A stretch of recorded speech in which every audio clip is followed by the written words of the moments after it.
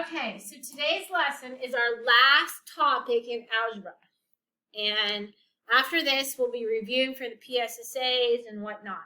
But this is a really important topic in algebra. I know I'm not here, but I'm really teaching you this lesson, so make sure you're paying attention. So in the past, we have seen this symbol. We called it a square root, but now we're going to call it a radical. It's still a square root, but this whole topic is called radicals, and it's called simplifying radicals. And in the past, we have learned the first 12 perfect squares.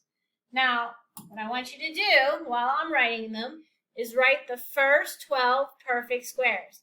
Now, you needed to know these perfect squares because when you did factoring, you had to know the difference of perfect squares. So the perfect square integers, 1 times 1 is 1, 2 times 2 is 4, 3 times 3 is 9, and so on and so forth. So you may have already started writing. I'm going to finish these off. After 25 is 36, then 49, that's my age, 64, 81, 100, 121, and 144. If you don't have those memorized by now, you need to memorize them because in order to simplify radicals, you have to be able to identify these perfect square integers. Something new now is called perfect square variables. And if you look, there is x squared, x to the 4th, x to the 6th, x to the 8th.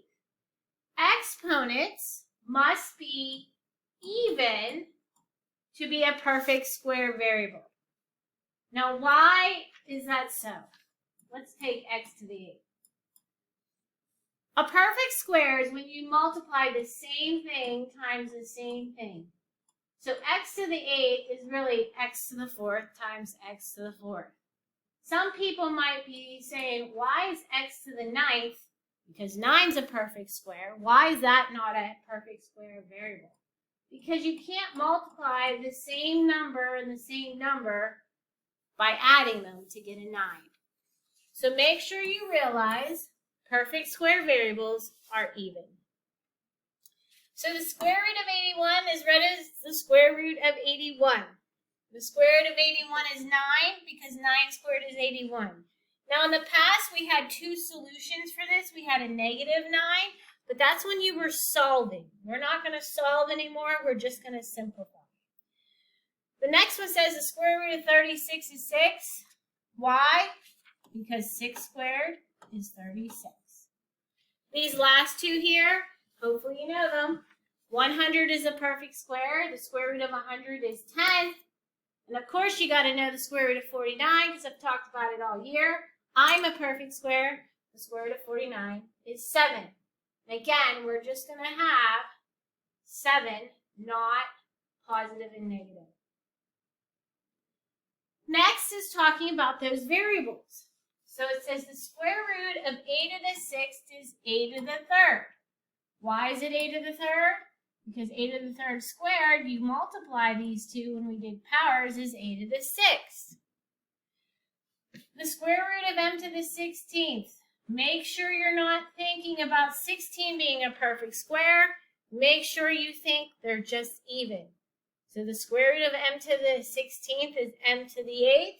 And why? Well, that's m to the 8th squared. That's m to the 16th. So your brain's got to process this and make sure you're thinking. So the square root of y to the 10th, think what it would be. That is y to the 5th, basically just dividing it by 2. And the square root of a squared is a. So I would like you to try 1, 2, 3, 4, and 5, and then stop. So go ahead and try those. I'm just not going to talk here while you're trying those. Yes, the video's still going to play, and the sub back there is not going to stop it.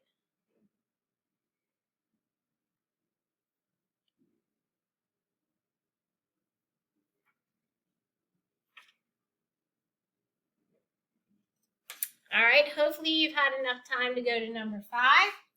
Number 1, the square root of 4 is 2. Number 2, the square root of 16 is 4. Now number 3 has that negative out front, so we're going to keep the negative. And the square root of 100 is 10. The square root of 8 to the 8th. Now remember, this is a variable and this is a power. So this is 8 to the 4th. And the square root of w to the 12th is w to the 6th. That's row 1. Row 2 now has multiple things in it. So when we go to number 6, there are 2 perfect squares under there. A to the 6th and b to the 10th. The square root of a to the 6th is a to the 3rd. The square root of b to the 10th is b to the 5th. Number 7, the square root of 9 is 3. The square root of a squared is a. Number 8, there's a negative. The square root of 81 is 9. Be careful. A lot of you are going to try to tell me this is m to the 8th because you think 64 is a perfect square. But when you have powers, you are dividing it by 2. So this is m to the 32nd. Go ahead and try 9 and 10 while I stop talking in this video. 9 and 10.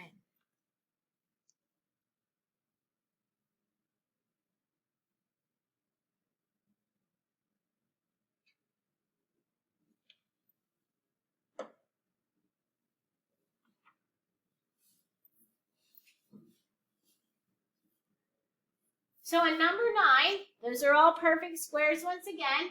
Square root of 49 is 7. Square root of a to the 4th is a squared. Square root of b to the 12th is b to the 6th. That 2 looks funny. Let me fix it. And number 10, the square root of 121 is 11. The square root of x to the 14th is x to the 7th. And the square root of y to the 6th is y to the 3rd.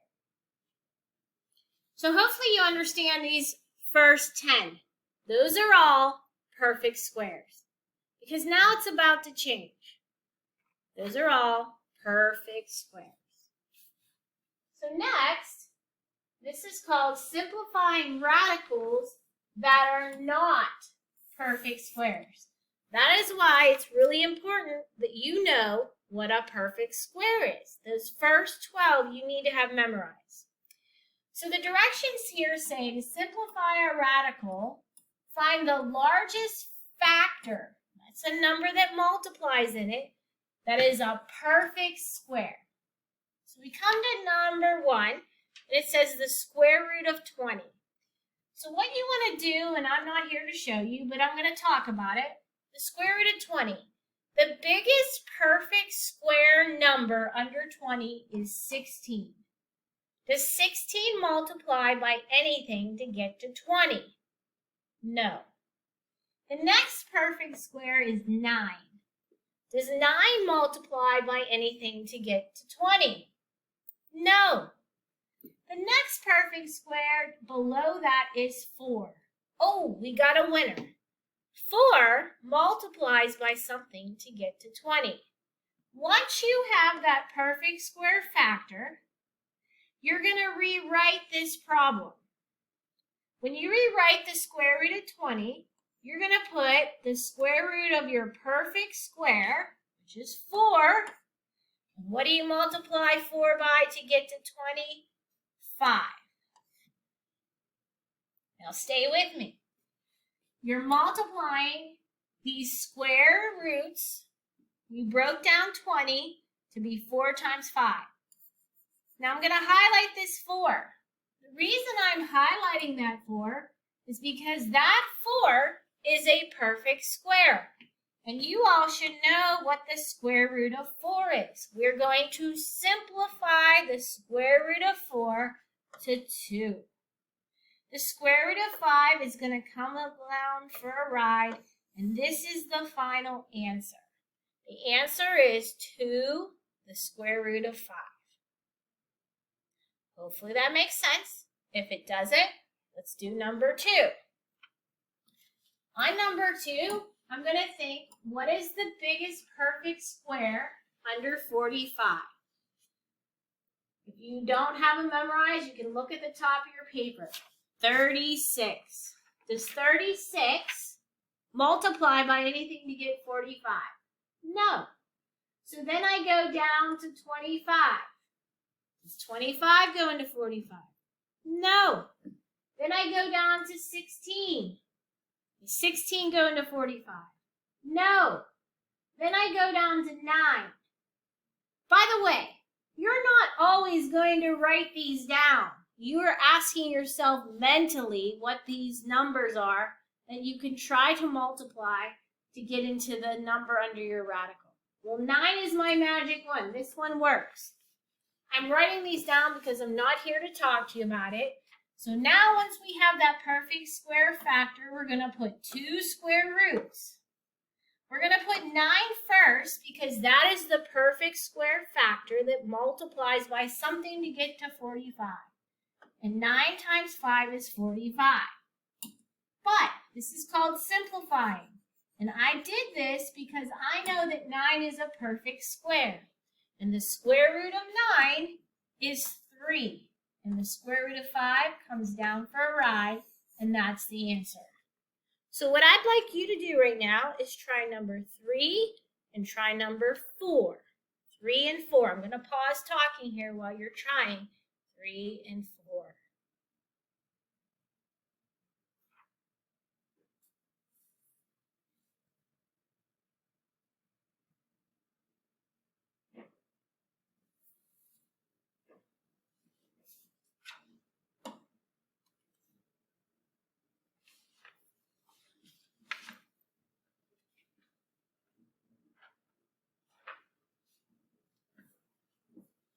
Now, when I go over 3 and 4, I'm not going to write all those factors again, like I wrote over on 1 and 2, because you shouldn't be writing them either. You should be doing this mentally.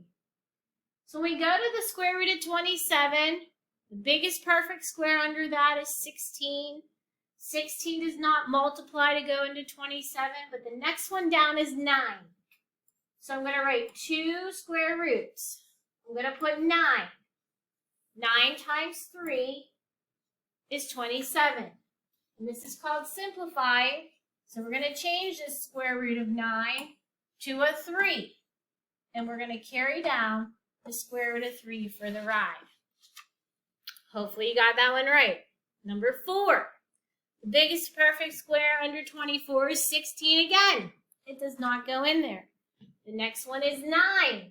It does not go in there. The next one is 4, and 4 works. So again, I'm putting 2 square roots. I'm going to have the 4 come first. 4 times 6 is 24. I can simplify the square root of 4. The square root of 4 is turning into a 2.